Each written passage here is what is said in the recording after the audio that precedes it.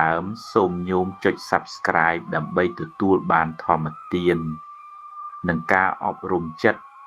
ដូចជាបានចូលរួមធ្វើបុណ្យដូចនេះឯងទស្សនៈធម៌អប់រំចិត្តសិល្បៈនៃការរស់នៅដោយមិនបៀតបៀនខ្លួនឯងនិងរបៀបដោះលែងចិត្តពីគុកនៃក្តីបារម្ភអារម្មណ៍កថាកុំធ្វើជាអ្នកសាងគុកងឹតចង់ចិត្តខ្លួនឯងនៅក្នុងដំណើរជីវិតរបស់មនុស្សម្នាក់គ្មាននរណាម្នាក់ចង់ជួបប្រទះនៅសេចក្តីទុក្ខឬភាពក្តៅក្រហាយនោះឡើយយើងគ្រប់គ្នាខំប្រឹងប្រែងធ្វើការងារនិងស្វែងរកទ្រព្យសម្បត្តិក៏ព្រោះតែចង់បានសេចក្តីសុខនិងភាពកក់ក្តៅប៉ុន្តែជារឿយមនុស្សយើងបែរជាខ្លាចជាអ្នកបង្កើតសេចក្តីទុក្ខឲ្យខ្លួនឯងដោយមិនដឹងខ្លួនតាមរយៈរបៀបគិតដែលខុសគន្លងធម៌ការភ័យខ្លាចហួសហេតុនិងការទាញយករឿងរ៉ាវខាងក្រៅមកធ្វើបាបចិត្តខ្លួនឯងប្រធមអប់រំចិត្តគឺជាពន្លឺមួយដែលជួយដាស់យើងឲ្យភ្ញាក់ដឹងខ្លួនដើម្បីឈប់ធ្វើបាបខ្លួនឯងនិងរៀនរស់នៅដោយមានសេរីភាពផ្លូវចិត្តពិតប្រាកដភាគទី1គុកនៃក្តីបារម្ភ overthinking និងរបៀបដោះលែងមនុស្សសម័យថ្មីរងទុក្ខយ៉ាងខ្លាំងដោយសាររោគគិតច្រើនឬបារម្ភហួសព្រំដែនយើងបារម្ភពីការងារបារម្ភពីសេដ្ឋកិច្ចបារម្ភពីកែវភ្នែករបស់អ្នកដទៃដែលសម្លឹងមកយើងនិងបារម្ភពីអនាគតដែលមិនទាន់មកដល់ក្នុងន័យធម៌ការបារម្ភខ្លាំងពេកគឺជាការសាបព្រោះសេចក្តីទុក្ខមុនពេលដែលរឿងពិតមិនទាន់កើតឡើងផងអតីតកាលសមោលចិត្តបច្ចុប្បន្នអនាគតកាលក្តីបារម្ភអសតចម្រើនសតិដកដង្ហើមនៅទីនេះនិងពេលនេះមួយញែកការគិតដោះស្រាយចេញពីការគិតវល់ការគិតប្រកបដោយបញ្ញាយោនិសូមនសិការាគឺការគិតរកហេតុផលនិងរកដំណោះស្រាយនៅពេលជួបបញ្ហាយើងអង្គុយចុះគិតថាតើត្រូវដោះស្រាយវាយ៉ាងដូចម្តេចខ្លះចំណុចទី1ទី2ទី3ត្រូវធ្វើអ្វីនៅពេលរកផ្លូវឃើញហើយយើងចុះដៃធ្វើដោយចិត្តស្ងប់ការគិតមកវិញអាយោនិកមនសិការាគឺការគិតវល់មិនចេះចប់មិនចេះហើយវាជាការគិតត្រឡប់ទៅត្រឡប់មកដោយភាពភ័យខ្លាចចុះបើវាមិនជោគជ័យចុះបើគេសើចចំអកខ្ញុំចុះបើខ្ញុំធ្លាក់ខ្លួនក្រការគិតបែបនេះមិនផ្ដល់ដំណោះស្រាយអ្វីឡើយក្រៅពីបំផ្លាញធម្មពលខួរក្បាលនិងធ្វើឲ្យចិត្តកាន់តែទន់ជ្រាយពីប្រើប្រាស់សតិទប់ទល់នឹងរលកគំនិត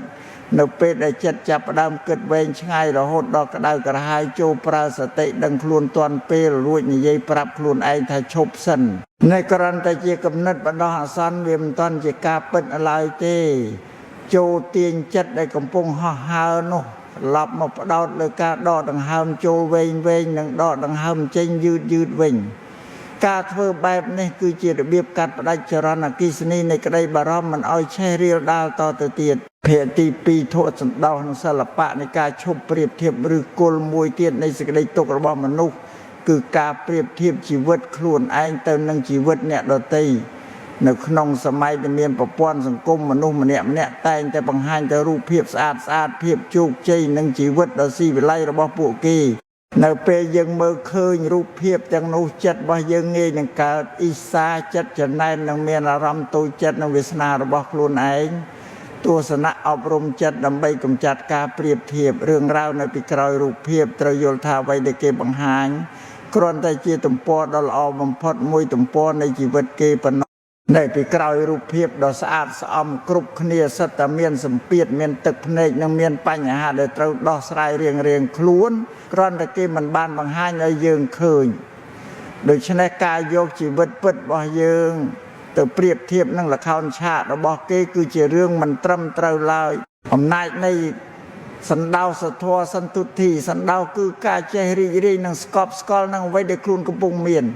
មនុស្សដែលចេះសណ្ដោសមិនមែនយើងនៅខ្ជិលច្អូសមិនចង់រីកចម្រើននោះទេប៉ុន្តែជាមនុស្សដែលខំប្រឹងប្រែងធ្វើការងារឲ្យល្អបំផុតប៉ុន្តែមិនយកចិត្តទៅជាប់ជំពាក់ឬលោភលន់ចង់បានហួសពីសមត្ថភាពឡើយលោកគ្រូគូសុភាពតែងតែរំលឹកថា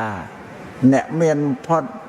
មិនមែនជាអ្នកដែលមានរបស់ច្រើនបំផុតនោះទេប៉ុន្តែជាអ្នកដែលចង់បានតិចបំផុតនិងចេះស្កប់ស្កល់បំផុតភេទទី3សាច់រឿងកតិធម៌ចិត្តជាអ្នកទ្រទ្រង់នឹងការលះបង់បន្ទុកមានដំណើររឿងរបស់ព្រះសង្ឃពីរអង្គរៀមច្បងនិងសិស្សប្អូនបានធ្វើដំណើររួមគ្នាត្រឡប់ទៅកាន់វត្តអារាមវិញដើរមកដល់មាត់ស្ទឹងមួយដែលមានទឹកហូរខ្លាំងពួកលោកបានឃើញយុវតីដ៏ស្រស់ស្អាតម្នាក់កំពុងឈរយំព្រោះនាងមិនអាចឆ្លើយស្ទឹងនោះទៅផ្ទះវិញបានតាមវិន័យសង្ឃភិក្ខុមិនត្រូវប៉ះពាល់កាយស្រីញីឡើយព្រះសង្ឃសិស្សប្អូនបានត្រឹមតែមើលឲ្យដើរវៀងចេញ តែប្រសងរៀមច្បងបានដើរទៅចិត្តញញឹមរួចពោយុវតីនោះលើកស្មាឲ្យដើរលបទឹកឆ្លងស្ទឹងយ៉ាងស្ងប់ស្ងៀមនៅពេលទៅដល់ត្រៃម្ខាងលោកបានដាក់នាងចុះរួចបន្តដំណើរទៅមុខជាមួយសិស្សប្អូនដោយមិនពោលពាក្យអ្វីទាំងអស់ដើរបានចង្ងាយរាប់គីឡូម៉ែត្ររហូតជិតដល់ទ្វារវត្តប្រសងសិស្សប្អូនទ្រាំលែងបានក៏សួរទៅរៀមច្បងទាំងចិត្តមួម៉ៅថាលោកបងហេតុអ្វីបានជាលោកបងធ្វើបែបនេះលោកបងដឹងទេថាវិន័យរបស់យើងហាមដាច់ខាតមិនឲ្យប៉ះពាល់សីញីហេតុអ្វីលោកបងពោនាងលើកស្មាឆ្លងស្ទឹងព្រះសង្ឃរៀមច្បងសម្លឹងមើលសិស្សប្អូនដោយក្តីមេត្តារួចឆ្លើយតបយ៉ាងស្ងប់ស្ងាត់ថាមនាលអវសោខ្ញុំបានដាក់ស្រីម្នាក់នោះចុះនៅមាត់ស្ទឹងតាំងពី2ម៉ោងមុនបាត់ទៅហើយចុះហេតុអ្វីបានជាលោកប្អូននៅតែពោនាងនៅក្នុងចិត្តដើមមកដល់វត្តបែបនេះទៀតប៉ុន្តែខ្ញុំកណាអាត្មាមិនបដិសេធទេថាអញ្ចឹងមែនប៉ុន្តែចិត្តរបស់យើងនៅតែមិនព្រមដាក់ចុះគឺយើងនៅតែបន្តបីពោរែកពុននឹងយកវាមកគិតដុតរំលាយចិត្តខ្លួនឯងរាល់ថ្ងៃការធ្វើបែបនេះគឺយើងកំពុងវាយប្រហារខ្លួនឯងដោយការចងចាំដល់ឈឺចាប់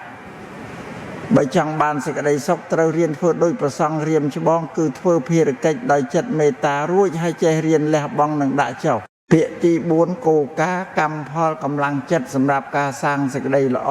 នៅក្នុងពិភពលោកដែលពេលខ្លះដូចជាអយុត្តិធម៌មនុស្សជាច្រើនតែងតែមានអារម្មណ៍ទន់ជ្រាយនិងអស់សង្ឃឹមនៅពេលឃើញថាអ្នកខ្លះធ្វើអាក្រក់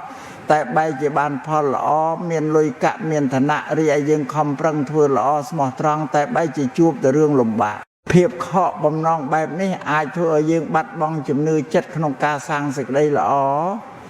ដើម្បីកសាងកម្លាំងចិត្តឡើងវិញយើងត្រូវយល់ដឹងពីច្បាប់នៃហេតុនិងផលឬច្បាប់កម្មផលឲ្យបានស៊ីជម្រៅមួយដាំគ្រាប់ពូជណានឹងបានផលនោះនេះជាច្បាប់ធម្មជាតិដ៏ដាច់ខាតបើយើងដាំដើមស្វាយយើងមុខជាបានផ្លែស្វាយមិនអាចបានផ្លែខ្នុរឡើយបើយើងសាងហេតុល្អការខំប្រឹងប្រែងភាពស្មោះត្រង់ទឹកចិត្តមេត្តាផលល្អមុខជានឹងកើតមានដល់យើងនៅថ្ងៃណាមួយជាមិនខានពេលវេលានៃការហុចផលមិនដូចគ្នាក្របពូជខ្លះដាំទៅ3ថ្ងៃហុចផលដូចជាសណ្ដែកបាយក្របពូជខ្លះត្រូវចំណាយពេល3ឆ្នាំឬ5ឆ្នាំទើបហុចផលដូចជាដើមទុរេនបុណ្យកុសលនិងអំពើល្អក៏ដូចគ្នាដែរពេលខ្លះវាមិនទាន់ហុចផលភ្លាមនៅថ្ងៃនេះទេព្រោះវាត្រូវការពេលវេលាដើម្បីទុំជោ